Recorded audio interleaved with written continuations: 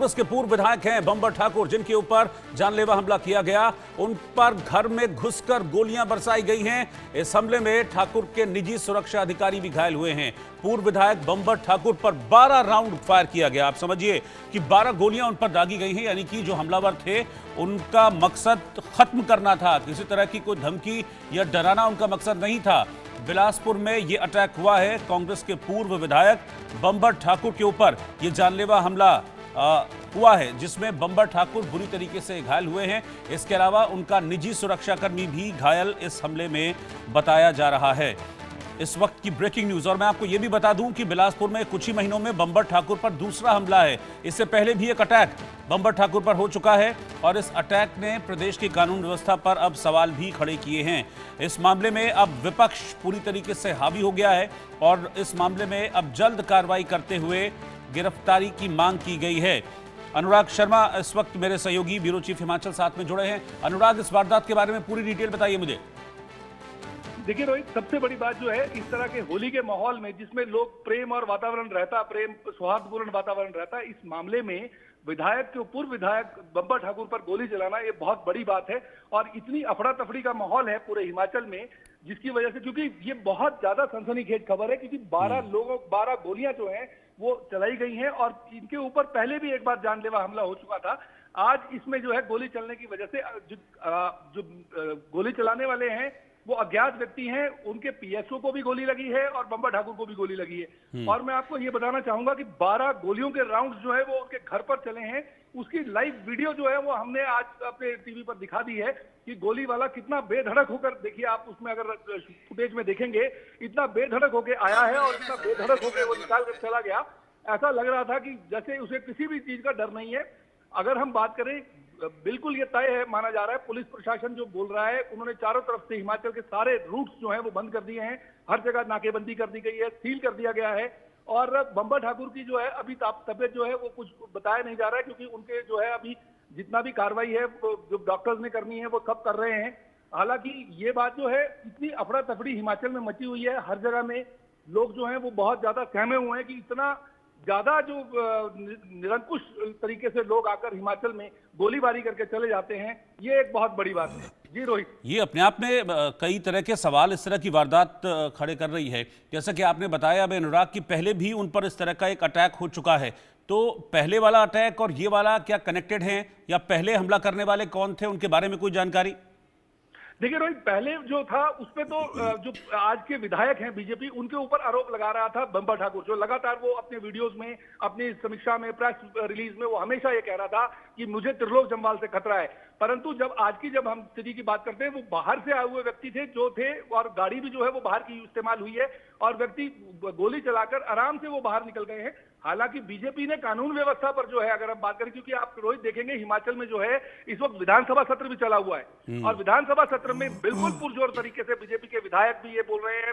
प्रदेश अध्यक्ष से हमारी बात हुई है, एलओपी जो है जयराम ठाकुर, उनसे भी हमारी बात हुई है। उन्होंने कहा है कि ये जो मामला है, अगर हम बात करें, कानून व्यवस्था की इतनी चरमरा गई है कि कोई भी बेधड़क आकर हिमाचल में आकर गोलियां चलाकर चला जाता है। आम आदमी की बात तो छोड़ दीजिए आप, जब पूर्व विधायक जिसके पीएसओ उसको हमेशा मिला हुआ है, उसके ऊपर गोलियां चल सकती हैं, तो आम आदमी की जिम्मेवारी सरकार कैसे लेगी? इस विषय पर बहुत ज्यादा जो तनाव है वो हिमाचल में बना हुआ है। जी ये मैं तस्वीरें जिनकी आप बात कर रहे हैं, तस्वीरों को मैं देख रहा हूं और ये बिल्कुल मतलब ऐसा नहीं है कहीं से कहीं तक भी कि डर इनको है। बेखौफ होकर ये आते हैं। काले कपड़े वाला जो शख्स है, इसका तो चेहरा भी इसमें दिख रहा है। अभी तक इनके आइडेंटिफिकेशन के क्या प्रयास किए गए हैं? और मतलब ये तो ये दिखा रहा है कि इनको कोई डर ही नहीं था कि पकड़े जाएंगे या कुछ। सामने से आकर अचानक से रिवॉल्वर निकालते हैं और फिर दनादन फायर शुरू कर देता है। देखिए रोहित, कमाल की बात यह है कि होली का वातावरण उन लोगों ने स्पेशली आज का दिन चुना है। अगर आप ये देखिए कि लोगों का आना जाना जो है, आवाजाही बड़ी फ्रीक्वेंट होती है और मुंह में रंग लगा होता है, गुलाल लगा होता है, तो लोगों को पहचान में नहीं आते। परंतु आप ये इस व्यक्ति को, अगर जो रेड टी शर्ट वाला व्यक्ति है जिसने गोलियां चलाई है रोहित, अगर आप इनको देखोगे तो यू रियलाइज कि उनको किसी भी तरह का डर नहीं है। वो आराम से आता है, गोली निकालता है, गोली मारता है और चला जाता है। आप ये देखिए, चलते हुए के फुटेज भी हमारे पास वीडियो में दिख रहे हैं, जिसमें ये लगातार साफ दिख रहा है कि कितना बेधड़क और बेखौफ जो है ये इंसान है।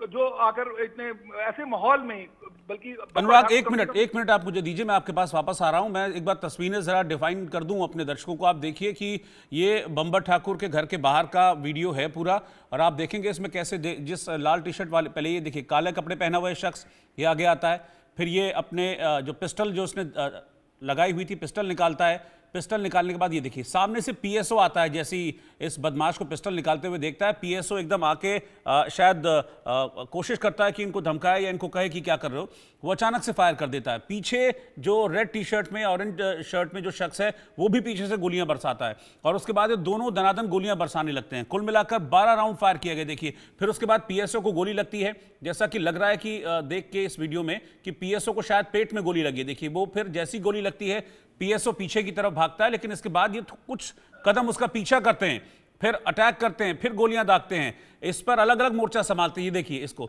ये काले कपड़े वाला जो दाढ़ी वाला शख्स था, ये फ्रंट में बिल्कुल आकर सामने गोलियां दागना शुरू करता है। जो पीछे रेड शर्ट वाला लड़का है वो दूसरी साइड में गोलियां दागना शुरू करता है। किसी तरह का कोई मास्क नहीं, चेहरे पर कोई रंग नहीं, इस बात का इनको जरा भी डर नहीं है कि ये पहचाने जाएंगे। तो ये अनुराग जिस तरीके से इस वारदात को अंजाम दिया गया है, ये हार्डकोर क्रिमिनल, ये पेशेवर जो हैं क्रिमिनल, उनका काम है। ये जिस कहते हैं ना कि जिस ओपनली इन्होंने इस वारदात को अंजाम दिया। बिल्कुल रोहित, देखिए ये तो उनके जेस्चर्स अगर आप नोट करोगे, आप इसमें रियलाइज करोगे कि बिल्कुल बेखौफ है वो, और जिस तरह से उन्होंने गोलियां दागी हैं। और हिमाचल की अगर लोगों की बात करें, हिमाचल में इस तरह की आम तौर पर घटनाएं नहीं होती हैं।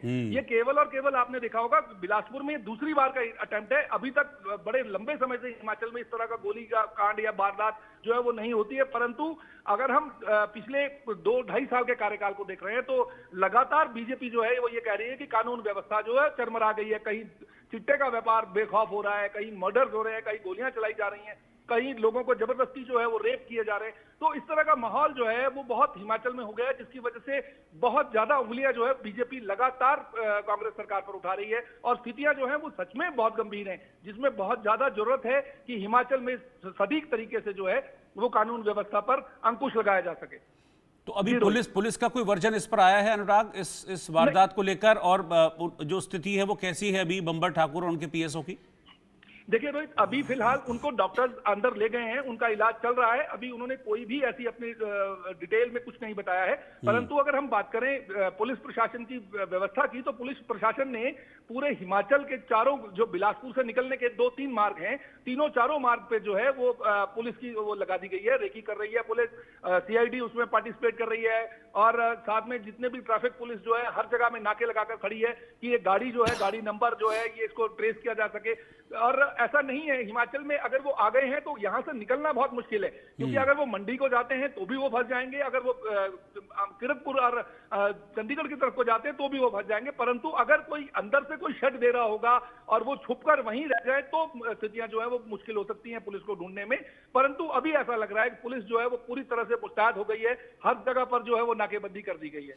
जी रोहित, मुझे ये जो लोग हैं ये भाड़े के हत्यारे ज्यादा लग रहे हैं, क्योंकि जिस तरीके से ये लोग कर रहे हैं ये बिल्कुल भाड़े के हथियारों का काम है।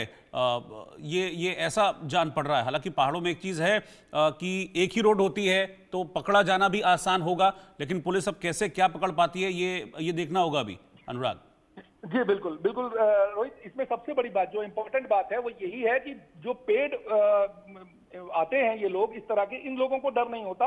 और अमूमन ये जो है हरियाणा पंजाब से बड़ा इजी रूट लेकर ये आ जाते हैं, क्योंकि 2 से ढाई घंटे का, अगर बिलासपुर की बात करें, चंडीगढ़ से सिर्फ 2.5 घंटे का रास्ता है और आराम से वो अपने साइड को क्रॉस करके दूसरी जगह आ सकते हैं। तो इस तरह से वो बड़ी जल्दी निकलने की कोशिश करते हैं। और आपने देखा होगा, अगर आप पूरी वीडियो को सिलसिलेवार देखेंगे तो आप देखेंगे कि उन्होंने बड़े आराम से गोलियां चलाई, बड़े आराम से वो गाड़ी में बैठे, गाड़ी के पीछे वाली डिक्की खोली, उसमें सामान रखा, फिर गाड़ी में बैठे और निकल गए। तो ये चीज ये दर्शाती है कि कहीं ना कहीं उन लोगों को कोई खौफ नहीं था, या कोई ऐसा कोई व्यक्ति है जो उसको शेल्टर कर रहा है, जो उनको छुपाने के लिए वो गाड़ी का हो सकता है कि वो छोड़ दें, कहीं बीच रास्ते में छोड़ दें, वो नंबर प्लेट भी हो सकता है कि वो नकली हो, जो लगा कर वो आए हों। तो ऐसा बिल्कुल पॉसिबल है, क्योंकि इस तरह के मामलों में चोरी की गाड़ियां जो है वो लाई जाती हैं और बाद में ये पता लगता है कि ये चोरी की गाड़ी थी, उसकी FIR जो है वो पहले से कहीं हो रखी है।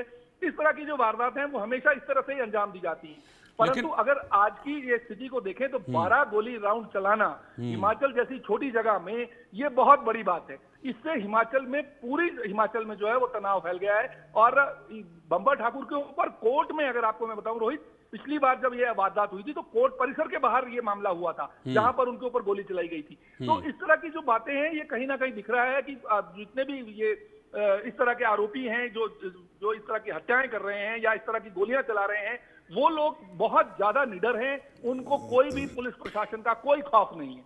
जी रोहित। शुक्रिया आपका अनुराग इस पूरी जानकारी के लिए।